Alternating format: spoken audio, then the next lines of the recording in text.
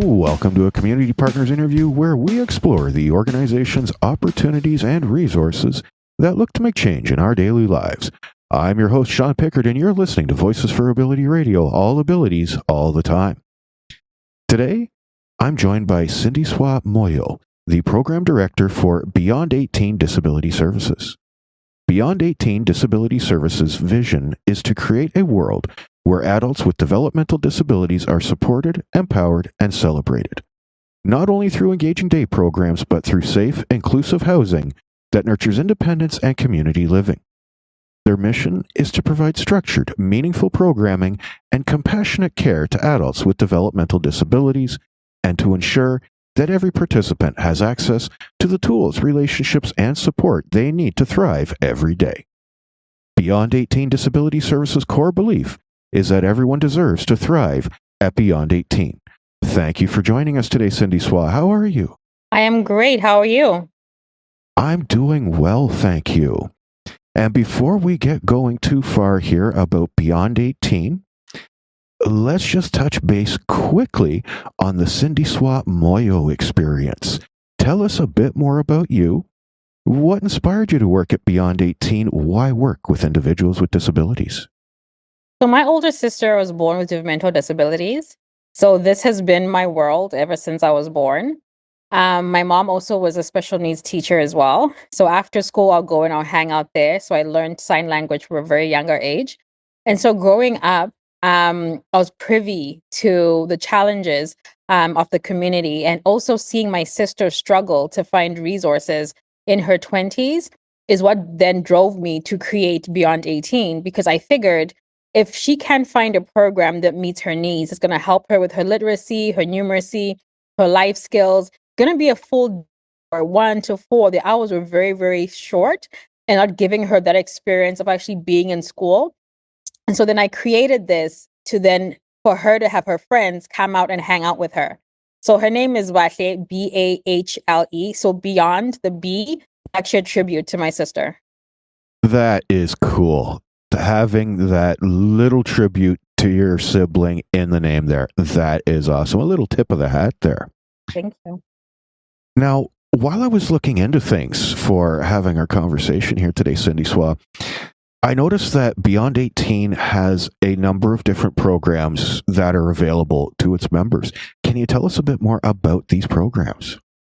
So Beyond 18 initially was just about the day programming. And then we quickly realized that there's 10 to 25-year wait list with regards to housing. Parents are struggling to find respite care. And we also offer transportation because that also is a limitation sometimes. So we actually help parents bring their kids to our day programming by picking them up from home, dropping them off, and then offering respite and housing solutions at our home. That is a lot going on. That is a lot going on. Now, with such different things, there's got to be a few restrictions here and there, Sindiswa. I mean, are we talking regarding age, as in 18 and over? Is it stuff for caregivers and family members only? So with Are our there any day program, restrictions? it's 18 and above, hence the name Beyond 18, because we realize that beyond the age of 18, not many resources are available when students or participants age out of the schooling system. So Beyond 18 is 18 plus. And then with our transportation services is actually open to everyone, not just those coming to our day program. Like they can call us if they want a ride to go to appointments, because again, we notice that there is that niche in the population where there isn't a reliable resource to help parents get their kids to a day program or to the appointment. So we can do that as well. Not only are we transporting them, there's also the option for us to actually escort them to the appointment, help them check in, wait until they're done, and take them back home. Respite is also open to all ages as well, because again, just seeing that there's a wide range of families and caregivers who are experiencing caregiver fatigue and who need that resource and that help from us. So we're here to support them.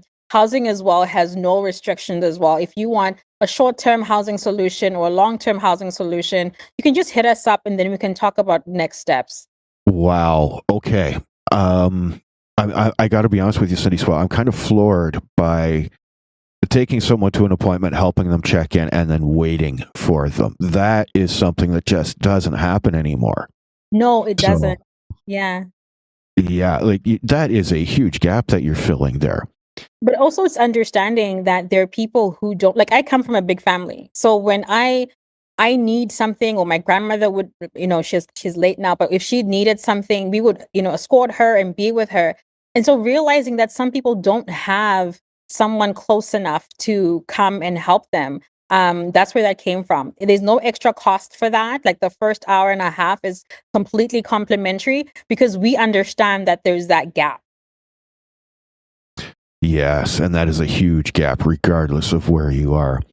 Now, I'm going in so many different directions here mentally, Cindy Swab, because, well, it's time for me to ask you about a success story. Now, please don't identify anyone, but you've got so many options in front of you with just a few things we've discussed. Tell me about a time when someone asked for support and what happened. Can I give you two different examples? Please do, because there's a lot we can go through here. So the first one was transportation. So a few months ago, actually, an older lady called, and she needed someone to take her to Scarborough General from Whitby the next morning. I quickly checked our schedule. I was able to confirm the appointment. So next morning, 7 o'clock in the morning, I took her, wheeled her to her appointment, waited outside her appointment, and came back and brought her back home. And when I was dropping her off, she looked at me and she said, "You have no idea what you have just done for me," because I had no one to call. Everyone else was saying that they're either fully booked, they need 2 weeks notice. And I was able to reach you yesterday. You quickly were able to tell me, yes, you could come and take me to my appointment. Not only did you come on time, you came a little bit early. You were courteous, you were punctual, you were very professional. So she was very appreciative of that because it's something that she said she didn't experience a lot of. So that was very touching, which is why then we opened up the whole transportation system, not only just for the elderly, but everyone, even in the developmental disability community, because that's when I realized that, okay, wait a minute, there is a gap here. With regards to the day program, there was a day we had a 29-year-old who had never been able to write independently, like trace independently, started tracing on his own. Even now, when I think about it, I just get all teary eyed because it's something that I saw him work really hard at getting at, and then being able to get to that point. Like my heart was like, my cup is full every day. Every time I think about it, like I'm just like, this is why I do what I do for these milestones. Some people might think, oh, my 9-year-old can do that. That's great too. But for a 29-year-old who's struggled all their life to get to that point, that's worth celebrating. That is absolutely worth a celebration. And I understand why that gets to you. I really, really do. But I also have to say, I'm impressed with the fact that you'll be crossing municipal borders. I mean, Whitby is in Durham region. You're taking someone into Toronto at Scarborough General. The amount of headache that would be involved on public transit, getting, Yeah. accessible transit to do stuff like that. So yeah, thank you for that one. That is huge. Now, I would imagine that a lot of the folks at Beyond 18, they want to be just like everyone else and hit the occasional party, things of that nature. What's going on at Beyond 18? Are there any events coming up, any fundraisers, anything to get folks outside, even though it's, not exactly the nice weather? What's going on at Beyond 18? Well, we actually have an outing planned for next week, Thursday. We're gonna go to Neb's Fun World.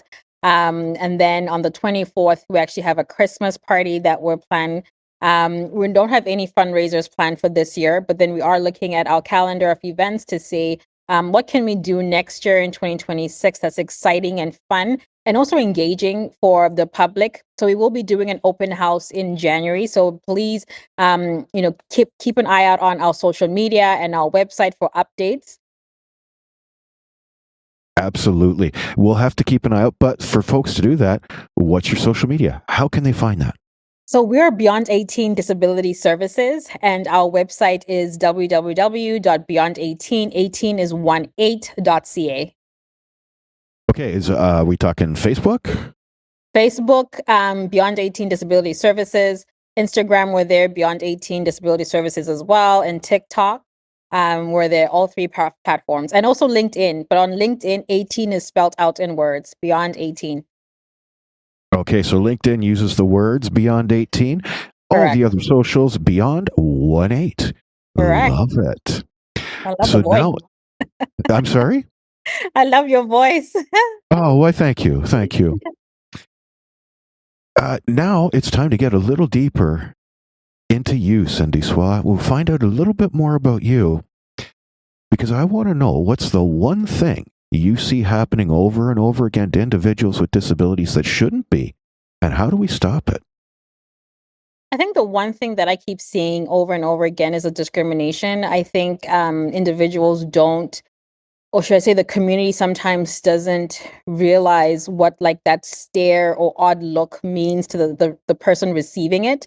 So we go to Oshawa Center sometimes as an outing, and I do see the reaction sometimes of some people when they look at them with that look. But I wish that sometimes if they could just change that look to a look of compassion, or if they could just maybe reach out to our organization to help understand exactly what we're about, to come out and volunteer and then just expose themselves to our participants and understand sometimes their struggles, because when they're on the receiving end and you give them that weird look, they're now unsure of themselves, so they're now feeling, should I even be here, right? Is there something wrong with me? And I don't want any of my participants to feel like there's something wrong with them or something lacking with them. We're all made whole and we're all made differently, and we all should be appreciated. So we're in a world where we're trying to make individuals' intellectual and developmental disabilities fit into the world, but I think everyone else should also make an effort to fit into their world. There is some huge, huge wisdom in what you're saying there, Cindy Swa. Just having people stop for a second and realize that someone else's life is different than theirs. Yeah. Yeah.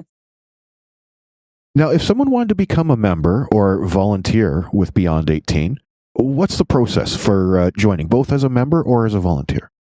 So to join as a volunteer, you can just email admin at beyond18, that's 18.ca, and have your police check handy. Have a tuberculosis clearance from your doctor handy as well. And then also just have like a reason to like why you want to join, how you see yourself contributing. We don't have any memberships available at this time, but we do actually invite anyone who's interested to come and volunteer. If you have an hour or two a week to come and spare, we do, there'll be lots of hugs if you're up to that, and lots of laughs. So we do encourage anyone who's interested to do so. Hugs and laughs. You may have made it where I'm just about to show up on you here, Cindy Swa. That's, Come on, don't, we're all here for it. All right. Now, what is the one thing that everybody needs to know about Beyond 18? So Beyond 18 isn't just about a day program or offering housing solutions, because Beyond 18, our capacity is about like 50 to 80, and our housing solutions right now only has 3 beds. But our long-term goal actually is to build a campus. So our goal is to have a campus and give adults like my sister an opportunity to have a university style experience, right? Having everyone attending classes, having like their sensory rooms in different areas, having them actually work at the cafes, the libraries, and the different components of that. That's the vision of where we're going. So we're not just here to provide temporary services. We actually have a long-term vision where we actually want to make a dent to all those waiting, those wait lists of 20 to 25 years. That's a long time to wait for housing. So if we're able to build this, we'll be able to accommodate at least 5,000 to 7,000 participants. And that to me is a goal and a purpose that I'm going to be like pushing every single year, and I won't stop talking about it. I love the education aspect of that. Let's make things a lot better for everybody, and education can do so much in that regard. Now, if listeners are looking for more information how can they reach out to you, Sindiswa? I know we've already talked about Facebook and the website. Is there a 1-800 number, a fax number? Let's go through everything all over again. The best number to reach me at is 905-922-9318. The number again is 905-922-9318. My email is admin@beyond18, 18 is 18.ca. I check my phone all the time and the emails, as well frequently. So please, if you're trying to get hold of me via email or call my cell. And then social media, we are on Instagram, TikTok, Facebook, Beyond 18 Disability Services, and we're also on LinkedIn. On LinkedIn, our name is Beyond 18, which is spelled out in words. Excellent. And we are running out of time here, Sindiswa, so would you like to say goodbye to the folks at home?